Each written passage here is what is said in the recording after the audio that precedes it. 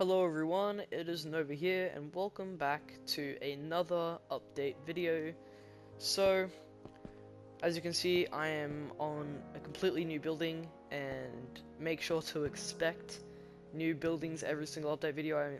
I guess that's the point of the update videos, is to update you on new things that I've built.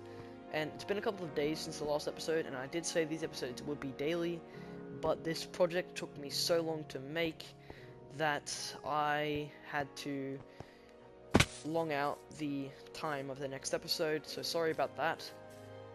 But basically, it's an auto sort of storage system, so I'll just explain it. This light turns on whenever I put items in here, but the items I put in have to be the items that I have set it to take. So if I put in sand, it'll go in the sand section. If I put in grass, it'll put in the grass section, and you get how it works. And whenever I put in a block and it goes into a section, when it's going into the chest, the light goes up. When it's going into a section, the row that the light is connected to will light up. And if there's any items that don't belong here, they'll go into this chest, and when it is in the chest, this will light up as well. It'll actually flash every time an item is put in, and I think it flashes for another repeating 5 seconds even after all the items have been put in. So that's pretty much the purpose of this part of the building. And the second part, I'll get up to it. This is my brewing station that I've created, and here we got, 2 anvils actually. That actually kind of took out a lot of my iron, but we got that in time. And then basically any of the other essentials, if there's anything we ever needed on bay. Also, if we needed any of this stuff and we were in the order sort of room, we could go up here as well. This is all the ingredients for all the potions that I've made here. And then these are all the potions. I've made quite a few already, and these are just here whenever any of them run out. That's pretty much the project. It just took me so long for all the redstone, all the chests, all the redstone lamps, and basically all the resources just for the building itself. It was really expensive for just the building itself, of all the purple, all of the quartz, even the sea lanterns were expensive, really. The amount of sea lanterns that I used. That's pretty much that. This is probably the building I'm most proud of. Before this was my most proud building, but then this came along. Now I do think this definitely looks better than this, but this still looks immensely amazing, and it isn't the looks that I'm looking for anymore. It's the fact that it used to not have these doors. It never had this massive roof. It literally was just this. It went from this wide, and as long as that was, and you basically just cover up all the redstone. There was no roof, there was no anything, and it was just sitting here. And I really wanted to make it some kind of house, but I had no way of making it look good in a way, like make it make sense. Eventually, ideas popped in my head as I was just strolling around, seeing if there was any things that I could make look better anywhere else around the world.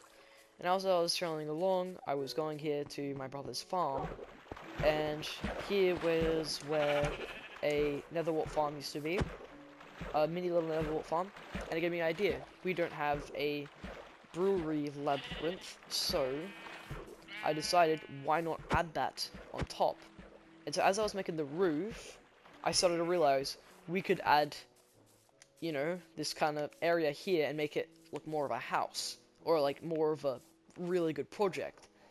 And that's what I did, and ideas just started to flow into my head, and I basically did it off the top of my head. The part I struggled with most wasn't actually going back and forth, mining more quartz, mining more purple.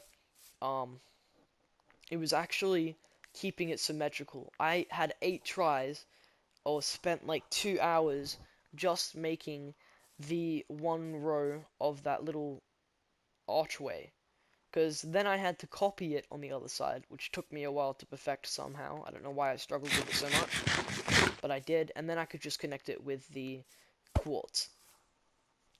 But basically, that's pretty much all there is to this. But I'm just really proud of it, how I managed to enhance it and improve it when I at first thought that there was no way to change it, no way to make it look better, and I did. I ended up doing that, and it looks really, really good. It's way better than what it used to, and that's probably why I'm so happy with this build over any other build. But there are still a couple extra things that I did do, just small things. For example, this room, also the same design. So right now it doesn't serve a function or a purpose, but it will lead to a room that will have purpose. I don't have any ideas for it yet. Maybe you guys could give me some inspiration. I don't know, but it will be something good eventually. There is one more room that I added, and that was a trophy room. So I don't remember if I said that this was going to be a room eventually, but it is now, and it is my trophy room. As you can see here, we've got the item frames taking up the shape of the wither. Obviously, if I tried to place it as real blocks, then you already know what would happen, and we don't want that happening. So it's just in item frames. Here we have the Ender Dragon head. I managed to get the ship the first time when I went to the End City, so I managed to get the head. Here we have like a little mini map. This isn't the entire map, but I will eventually explore the whole entire thing, and then the floor will be glass, and under it will be the whole entire map.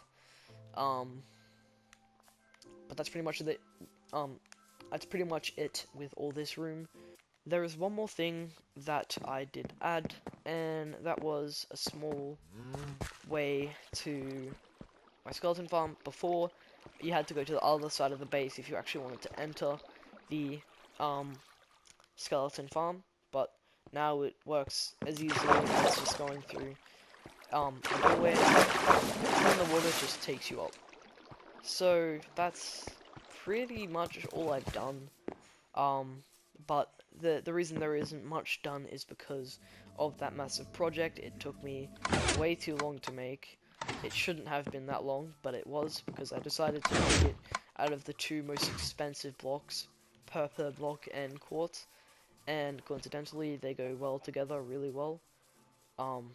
They really do go well with each other, as well as sea lanterns, which are kind of expensive, kind of not, but you know. And I guess this is the best way for me to flex on them haters.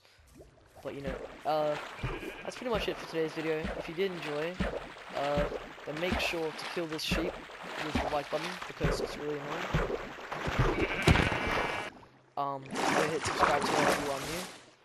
And I hope you guys enjoyed. And I'll see you all in the next one. Bye!